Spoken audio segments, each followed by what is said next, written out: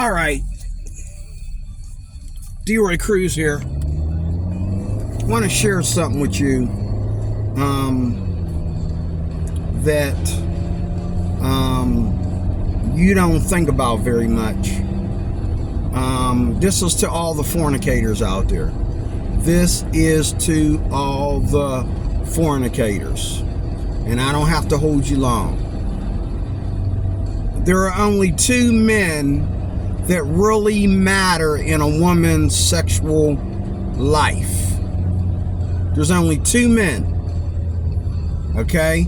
There's only two men that are worth, in her opinion, of her remembering.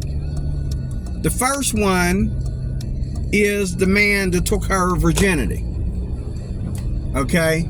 Now, that could have lasted 2 seconds. Okay? That could have lasted 2 seconds. But she's always going to remember that. You know, this person could have been horrible in bed. He could have been, you know, he could have lasted a second, a split second, or 2 seconds. Okay? And, you know, he had a wee-wee as small as a thumb. Okay? It doesn't matter. He's the man that took her virginity.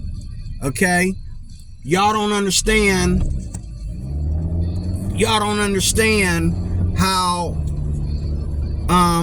this affects a woman. Now, men losing their virginity, I don't forget the women that I gave my virginity to either. You know? And this goes for both men and women. The first one is the man that took her virginity. Most of the time, most women don't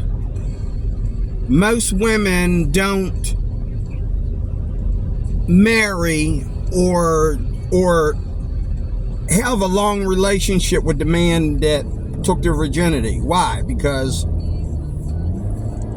we live in a we live in a free sexual society, but sex isn't free. Sex costs commitment. Sex isn't free. We think it's free. We tell ourselves it's free. We say what a man and a woman do in the bedroom, or a grown man and a grown woman having consensual sex, that's their business. No, it's not. It is their business because it's their sin. Yes, it is their business because it's their sin. But all in all, there's no justification for it. They're not righteous in doing that. It does matter, number one, how old you are when you have sex. It does matter why you're having sex, and it does matter whether you're married or not to this person. That all matters. Okay? And a woman can sit out there. Don't you know? You want to know why women become sexually promiscuous, or they find it easy to have? You know what I'm saying? A man may not take it as personal, and women don't talk about this, but a man might not take it as personal when he loses his virginity. I kind of take it personal because of the way I lost my virginity, okay? I lost my virginity by a woman that used me, okay? Not a woman that was a virgin, and not a woman that, you know, was interested in me for the right reasons, okay? The whole thing was not just fornication, it was illicit. It was illicit sex, and what do I have to show for it? Nothing. You know, I gave my virginity to an older woman who to this day don't respect me, okay? And I'm not happy about that. I wish I'd given my virginity to somebody that, you know, and for her, you know what I'm saying, I found out that she feels kind of bad about it because, you know, I was confessing Christ when I lost my virginity, okay? You know, I went back to the church, but then this happened, you know. Then this happened, okay? And she feels bad about it, but yet at the same time, now I'm just one of them guys. I'm just another guy who, you know, is part of her body count. Okay? And when she sees me, she talks to me like she talks to all the other guys that are part of her body count. Okay? But a woman really tries to, and if she be honest with herself, she tries to find a way to cover up.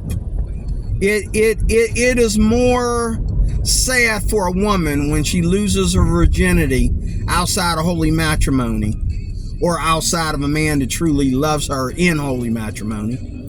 Okay? I should have been in that lane. God darn. It's a bigger deal to her than it is to you, because she's the feminine model, you are the masculine model. Okay? And she was actually created for her husband.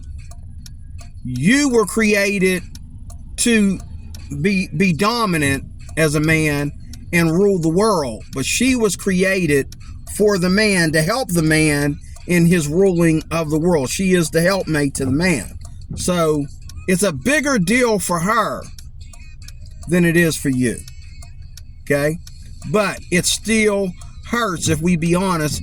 It hurts for both men and women if they lose their virginity to someone, and what do we get for it? Nothing. Okay? Now, the thing is, we want something for it, don't we? We want something for it. Like, you know, I lost my virginity. Okay, I can go brag to my friends, hey, I'm not a virgin anymore. Okay, but what about her? Where do I stand with her? Does this make her respect me more? Does this make her become my woman? In most cases, it does. Most cases, it does. Most women are quick to hook up with the men that they slept with. Now, sexually promiscuous women will sleep with any man and take anything out of a man and say, oh, I didn't make you any promises. I didn't say I was your girlfriend. I didn't say I was ready to get married. You act like we committed to each other. You know, and that hurts. Now, men, again, a man can do the same thing, and it's going to hurt worse to a woman than it is a man. Like, a man can let a woman, you know, I remember my first kiss. That was painful. You know what I'm saying? Because I thought the girl liked me, but she just wanted to demonstrate to everybody that she knew how to French kiss. And when I went back to her the next day, I was like talking about going out on an official date and all like that. She said she would never date me. Would she think, or you think just because I kissed you that I want to be your woman? I mean, get out of here, boy. You know. But that's the way it happens. But I think when a woman loses her virginity,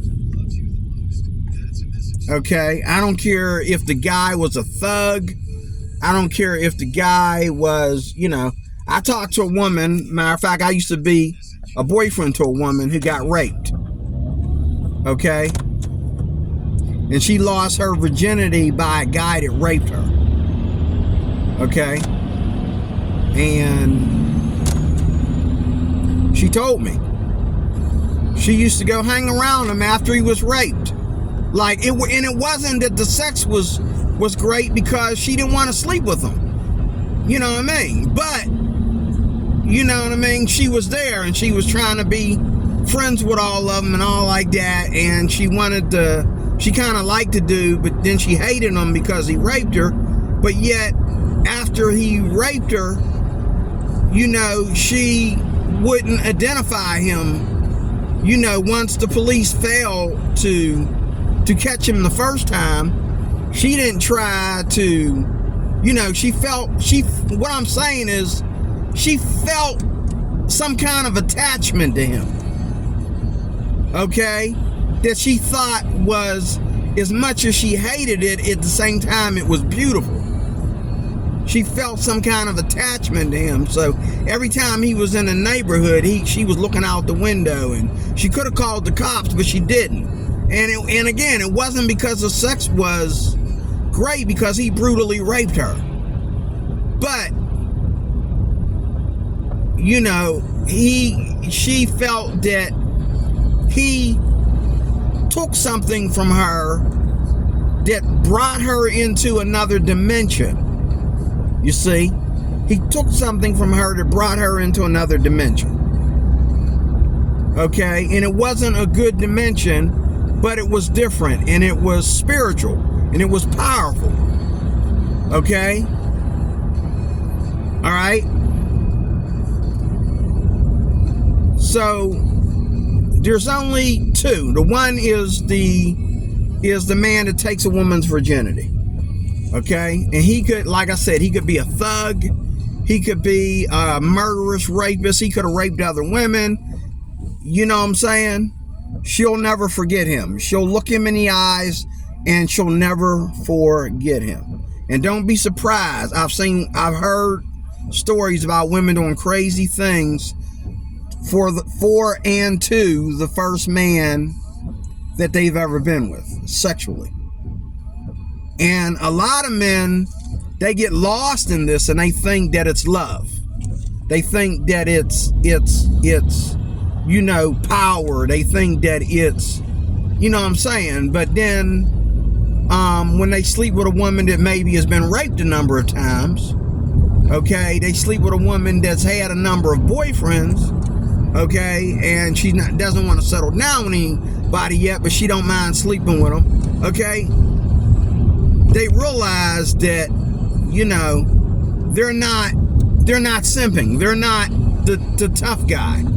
They're not getting praise or honor or glory for sleeping with this woman. Okay, and a lot of guys are so dumb, they think that, you know, sleeping with another man's wife, okay, and having great sex with her makes them special. But they never think about her body count and what other men have been with her. And they never think about, you know, where she stands spiritually as a marriage partner, or at least a partner that wants to settle down with one man forever. Like, you know, can we get her to that point? Can you, being a man with your big pecker, can you get her to that point? You know, you popping that cooch, okay? You popping that cooch, and you think you Rambo about it. You know what I'm saying? But yet, what level have you brought her to by you forcing your way in there on another man's wife, or conjuring or conning your way into the bedroom with another man's wife, simping another man's wife? What strength have you achieved? What glory have you accomplished? What pride? Where's her pride? Does she get a sense of pride? Like, or does she get a sense of embarrassment? Like, you know, I'm just saying, where is it? Like, where's the glory in that? Where's the honor? There is none. And it's going to be worse for her than it is for you. You seeing her walking down the street later on, okay, you just want to hit it again.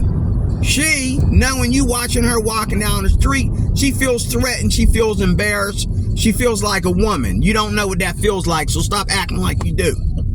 You can't imagine what that feels like. You're both two different species that belong, and this is why the rule of marriage is prevalent like it is in the Bible and in, you know, the original statutes, you know, of American culture. Marriage is really for the woman. It's really to protect women and children. That's what marriage is really for. It's to protect the women and the children from all of that promiscuity and from all that being passed around from one father to another, okay? And every time the lights go out between mom and new dad, now you gotta seek a new dad. The lights keep going out. Okay? And now we're in the dark again looking for a light bulb that'll come in there and take over. Okay? It's pathetic and it's sad. Now, again, there are two men. You guessed it right. Who's the second man that makes a woman,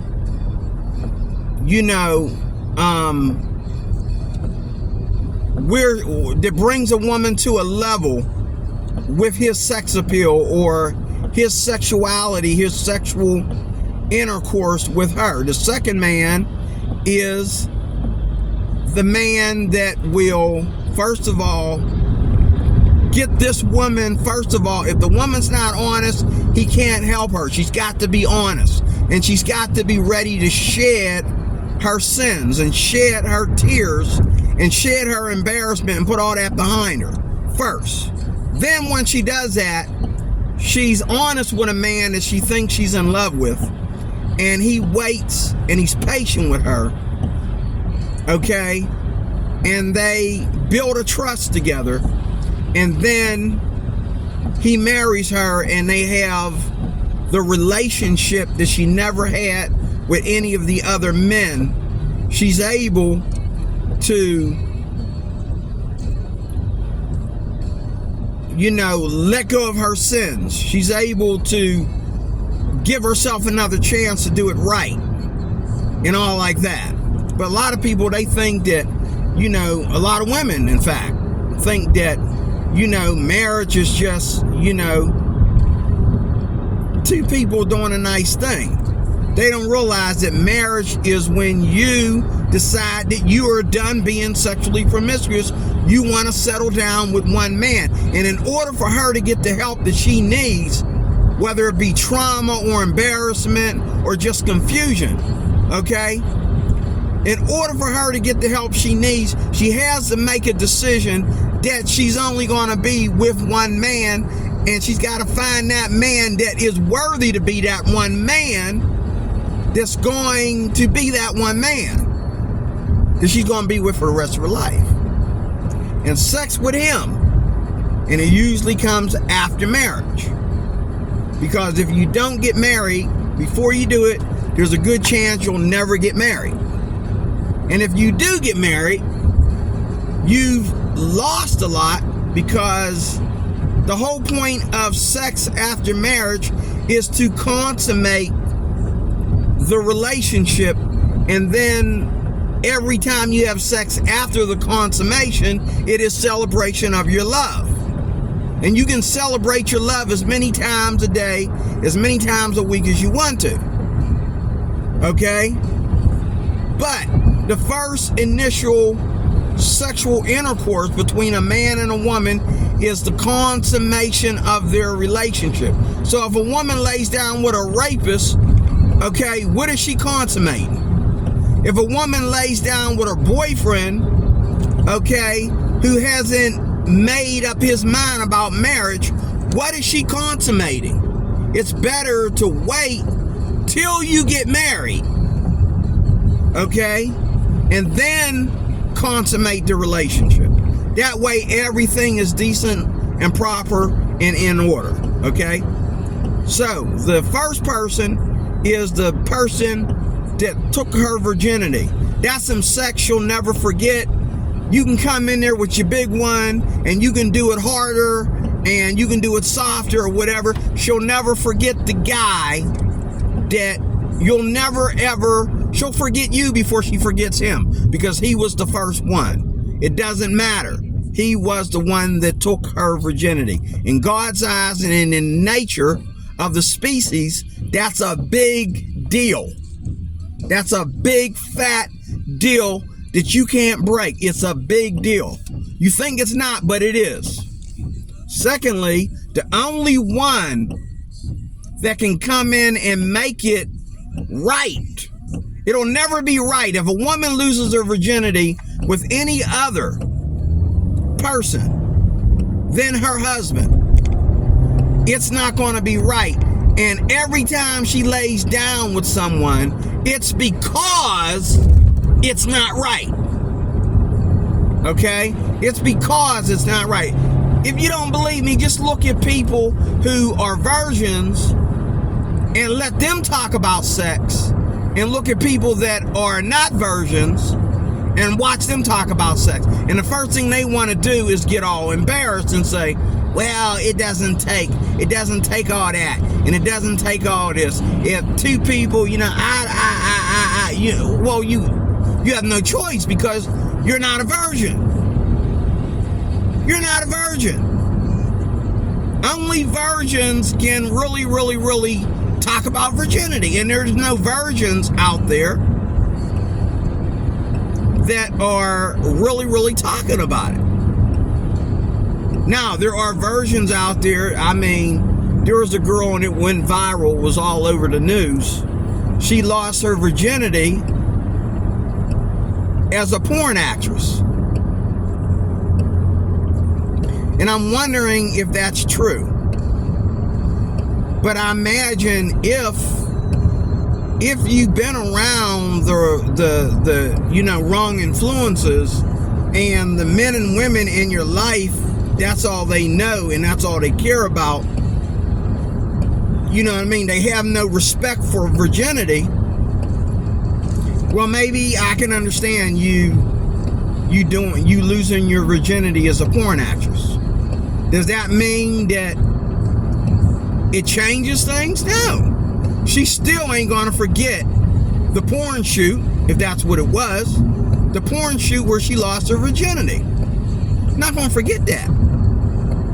And she's gonna also remember that did I have to do it during a porn shoot? Was this the right place to lose such a precious thing? I gave my virginity to a porn shoot. Should I have done that? Don't know if I should have done that or not. Maybe I shouldn't have done that. Don't know if I should have done that. Okay?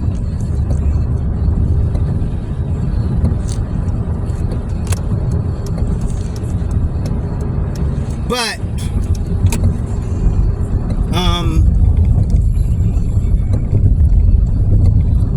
the only one that can fix it is the man that is willing to come into her life and be the redeemer. He's going to come into her life and he's going to be the lover, and he's going to love her no matter what, and he's there to stay.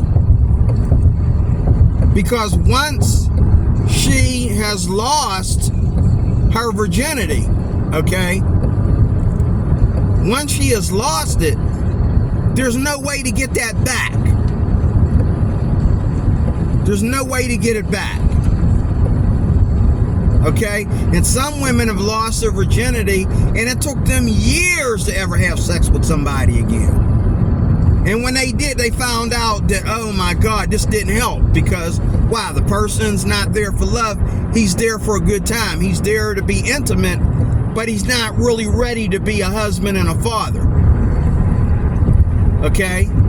The only person, the minute a woman loses her virginity, it's wrong. Every time she has sex after that, it's wrong. Until she meets the man that has chosen not only to marry her, but to be together forever, to be spiritual about their relationship, to love her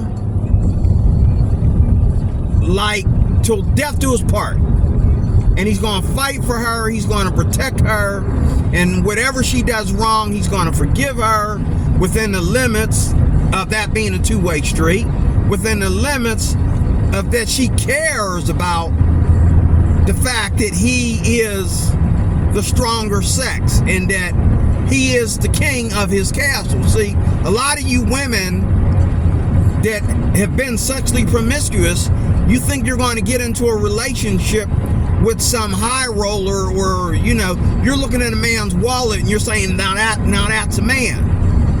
But then when you go in there talking like you in charge instead of him, and you go telling him what he going to do for you, and this is the way it got to be, you finding out that, hold up, you lost your virginity, baby. You ain't special. Ain't nobody going to treat you like a lady, okay, until you decide that you were wrong for losing your virginity to the wrong person. Ain't nobody gonna treat you with any special respect until you decide that you only want one thing, and that's to be married to your husband, who is your redeemer. He is your leader. He is your provider, your breadwinner. He is the boss. And you are dependent on him in all holiness and in all righteousness and spirituality. You are dependent on him to lead, even though you may have a PhD, even though you are street smarts, even though you've seen a lot of men fail. The attitude is what counts. Not what you know, but what you know how to be and do at the right time in your life. Let me say that again. It's the attitude that counts.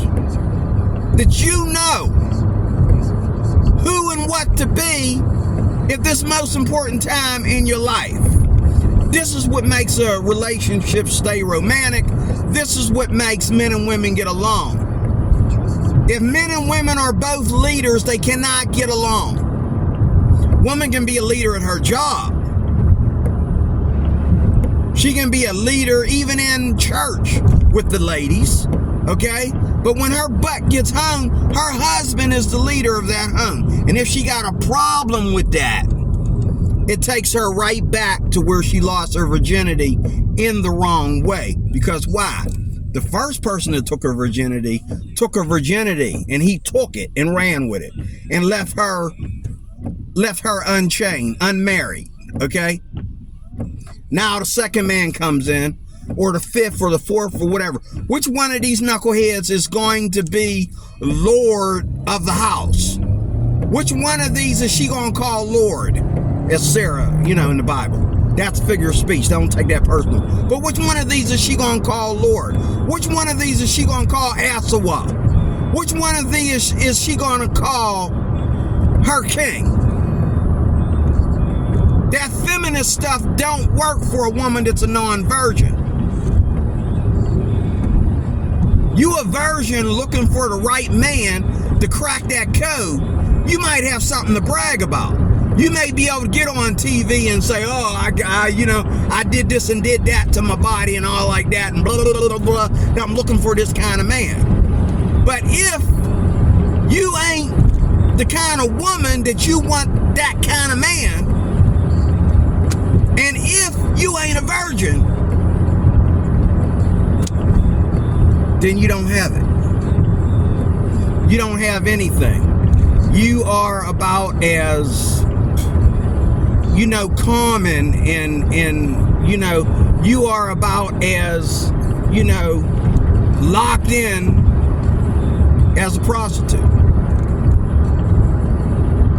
You are about as locked in as a prostitute.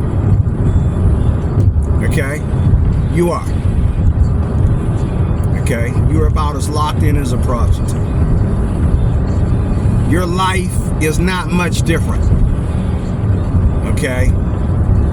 Now, I speak to women and men every day that are the typical fornicators, and some of them are looking for relationships, but the most nicest man among us, especially, the most nicest men and women in 2023 among us, will sit there and say, well, D-Roy, listen up. If I meet a woman and I'm in love with her, we fallen in love with each other, we have feelings for each other like that, we have a right to have sex and enjoy each other like that. Okay. That's what he'll say. That's what she'll say. If I meet somebody and we have feelings for each other, we're going to have sex. Okay? But deep down inside, when you find the first red flags of this woman, and when she finds the first red flags about you, you're not going to say, you know, that's not helping. But you're not going to say, oh, we need to stop having sex right now. But even if you did, you already had sex with her. Okay? So if you stop having sex with her, you're bad, because everybody wants to be loved. Who doesn't? Even the devil wants to be loved. Okay? Everybody wants to be loved.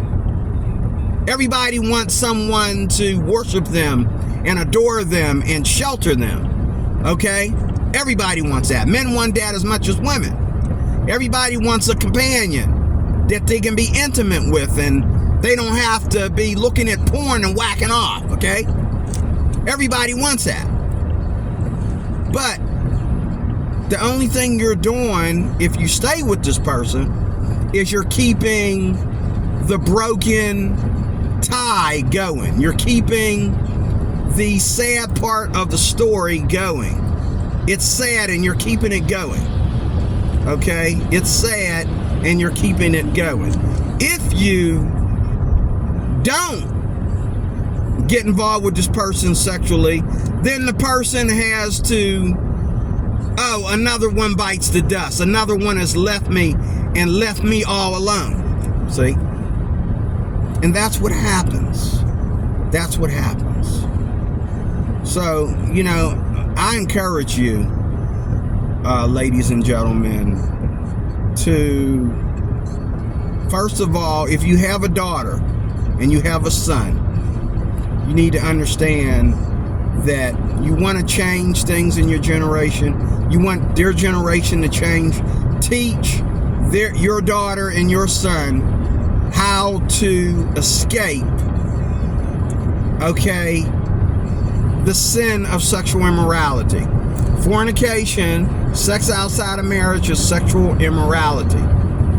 And if it's bad for you, and it is, it's definitely bad for your kids. It's definitely bad for your girl that's growing up in college, you know, coming up in college. She need to be focused on her future and not taking, you know, moments to lose her virginity, okay?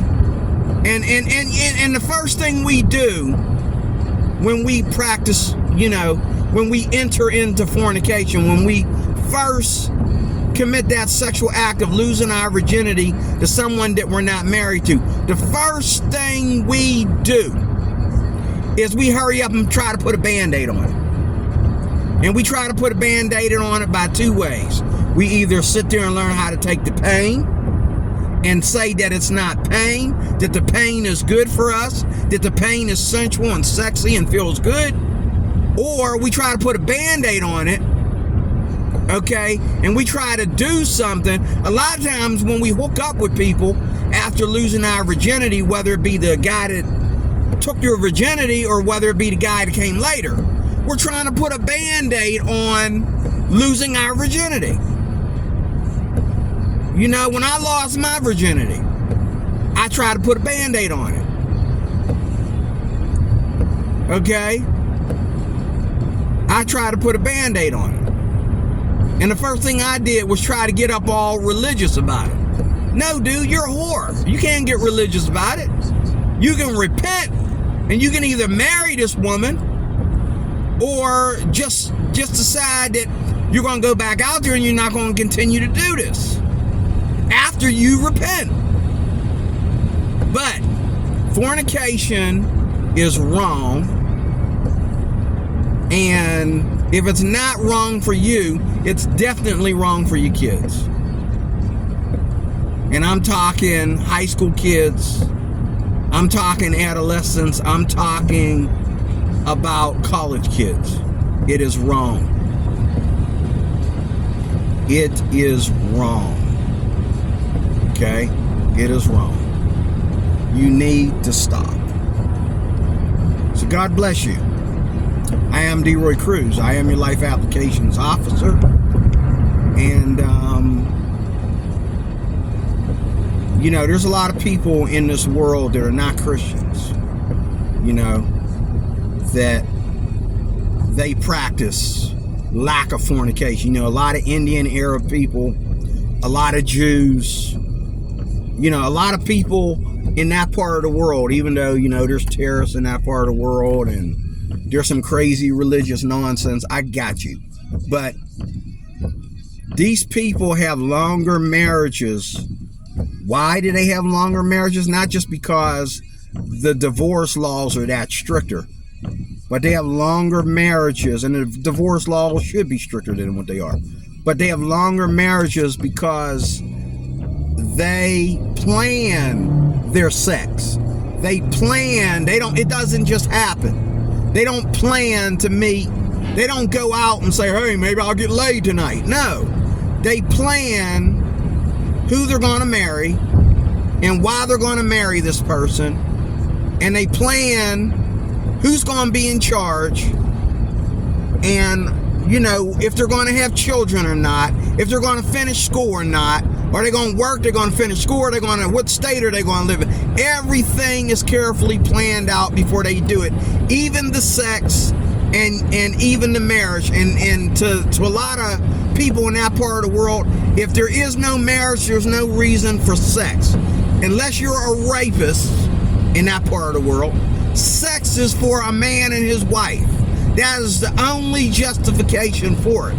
Other than that, we might as well go out and rape these whores